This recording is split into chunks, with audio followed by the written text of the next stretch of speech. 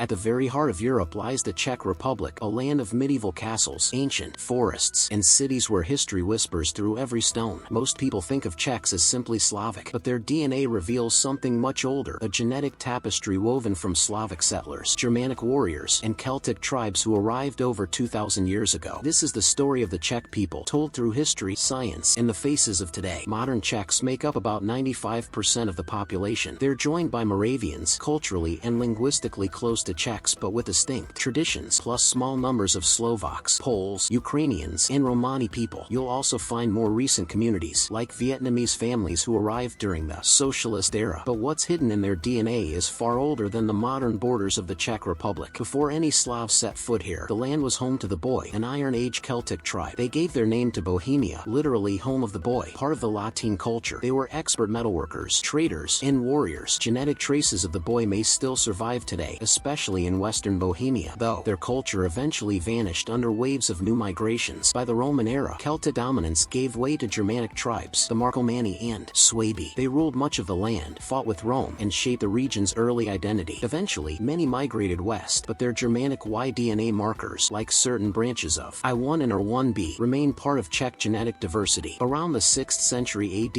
West Slavic tribes arrived from the east, becoming the core ancestors of the Czech people. They brought language, culture, and new genetic signatures, particularly R1am458A, haplogroup common among West Slavs like Poles and Slovaks. These Slavic settlers didn't arrive in an empty land. They mixed with the descendants of Celts and Germanic peoples, creating the unique Czech genetic profile we see today. During the Middle Ages, the Czech lands became part of the Holy Roman Empire. German-speaking settlers moved in, founding towns, working in trade, and intermarrying with locals. Medieval Prague also became home to a thriving Jewish community, whose presence is reflected in both Czech history and genetics. By the 20th century, ethnic Germans made up nearly 1/3 of the population until two World War, and the expulsions that followed reshaped the country's demographics. Modern genetic studies place Czechs firmly in the West Slavic cluster, close to Poles and Slovaks, but small percentages of Germanic, Celtic, and Ashkenazi Jewish ancestry can still be detected. Some families also carry traces from Romani heritage and other historical migrations. Mitochondrial DNA, inherited from mothers, shows a typically European mix, with haplogroups like H, U5, and J. Czechs display a range of Central European features. Hair, mostly light to medium brown, with some blonde and dark brown tones. Eyes, blue and green are common, alongside hazel and light brown. Skin, fair to light olive, with cool undertones in many regions. Facial structure, moderately broad faces, straight or gently wavy hair, and noses, ranging from straight to slightly aquiline. In Western Bohemia, lighter hair and eyes are more frequent, perhaps echoing Celtic and Germanic ancestry. In Moravia, features can be slightly darker on average, reflecting historic connections with southeastern Europe. The Czech Republic's DNA tells us being Czech means carrying Slavic heritage, but also the deep, ancient layers of Celtic, warriors, Germanic tribes, and countless others who shaped the land before. The Czech Republic may be small in size, but its DNA is vast in history. Every street, every face, and every family carries echoes of Europe's great migrations. A living record of the past, hidden in plain sight. If you enjoyed this deep dive, subscribe for more hidden ancestry stories from around the world. Thanks for watching and see you next time.